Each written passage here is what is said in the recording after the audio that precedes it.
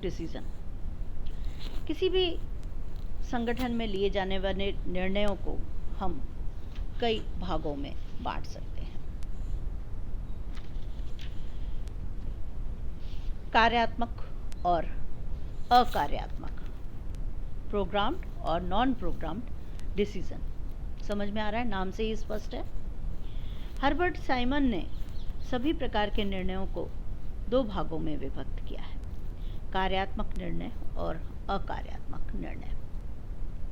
कार्यात्मक निर्णय दैनिक प्रकार के निर्णय होते हैं जो दिन प्रतिदिन के कार्यों से संबंधित होते हैं और जिनकी एक प्रक्रिया पहले से ही निश्चित की हुई होती है। ये रोज के चलने वाले होते हैं, पुनरावृत्ति प्रकृति के होते हैं, रिपीट होते हैं, रोज सरल प्रतीत होते हैं क्योंकि इनकी एक निश्चित तथा सुव्यवस्थित प्रणाली बनी हुई रहती है। जैसे हम बात करें कि प्रशासनिक संगठनों में कर्मचारियों का अवकाश स्वीकृत करना, वेतन देना, रिपोर्ट लेना, साइन करना, ये कार्यक्रमिक निर्णय है।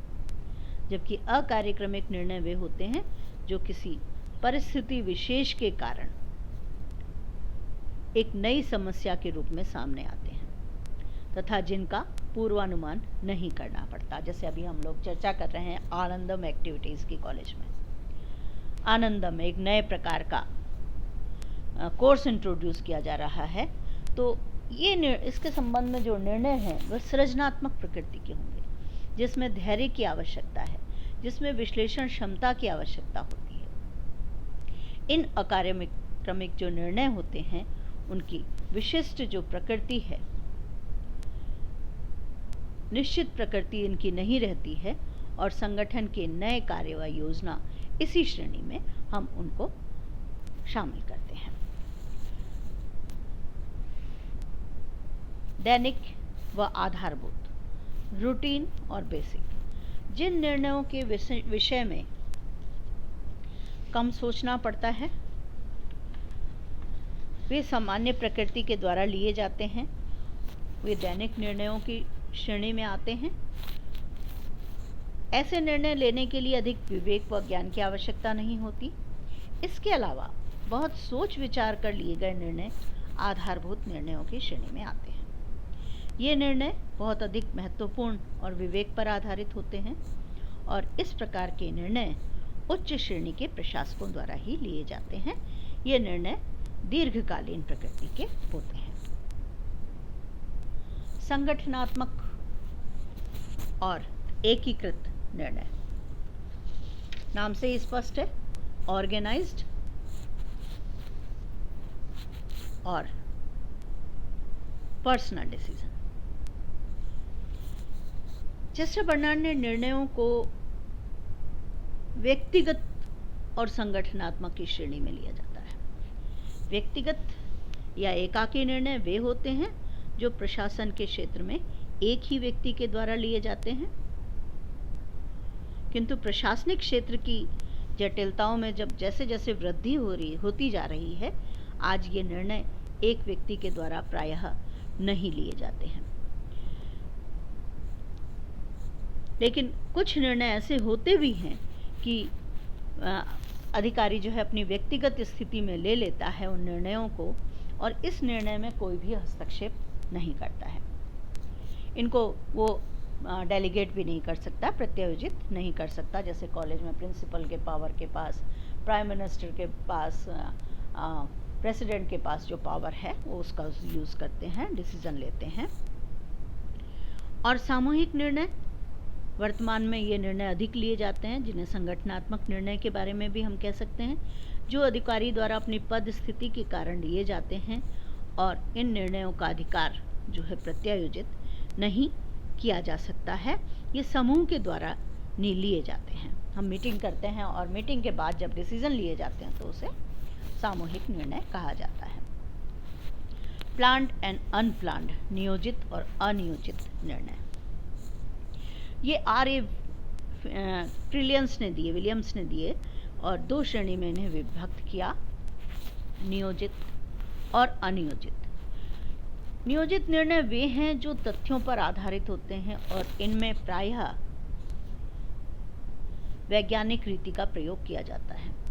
जबकि अनियोजित निर्णय अवसर आने पर अचानक निर्णय लिए जाते हैं।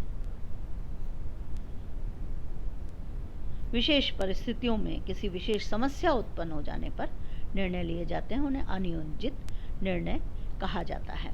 इन निर्णयों की प्रक्रिया सरल नहीं होती और न ही ये संस्था के उद्देश्यों को पूरा कर सकते हैं, क्योंकि अनियोजित निर्णय जो होते हैं इनमें उलझन होती है, समन्वय की कमी भी दिखाई देती है।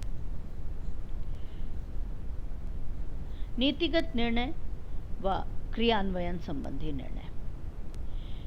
जो संगठन की नीतियों से संबंधित निर्णय होते हैं वो नीतिगत निर्णय कहला जाते हैं। यह निर्णय उन प्रशासक वर्ग द्वारा लिए जाते हैं,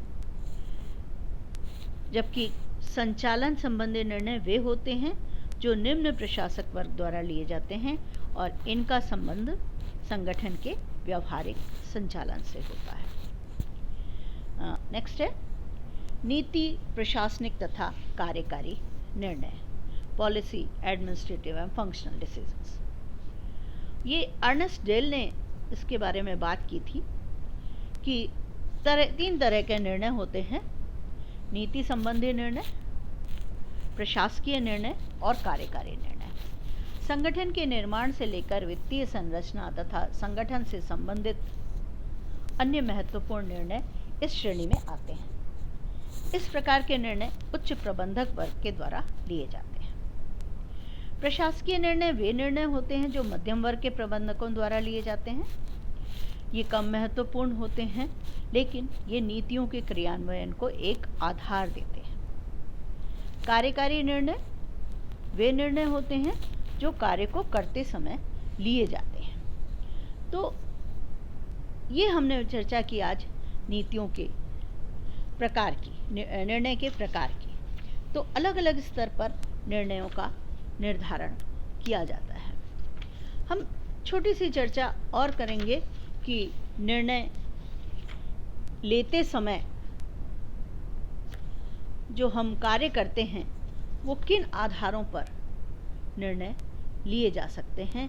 इस संबंध में जो दो एक चीज़ें और हम बात करना चाहेंगे कि निर्णय में क्या बाधाएं आती हैं और निर्णय के दो जो प्रतिमान हैं वो दो प्रतिमान बताए हैं, मॉडल्स ऑफ डिसीजन मेकिंग। इसमें आर्थिक मानव प्रतिमान या पूर्ण विवेकशीलता प्रतिमान और प्रशासनिक मानव या सीमित विवेकशीलता प्रतिमान। और ये जो है हर्बर्ट साइमन ने इनको के बारे में बात की, जो नेक्स्ट लेक्चर में हम बात करेंगे कि डिसीजन मेकिंग की टेक्निक्स क्या है और उसके प्रतिमान क्या है। Thanks to all.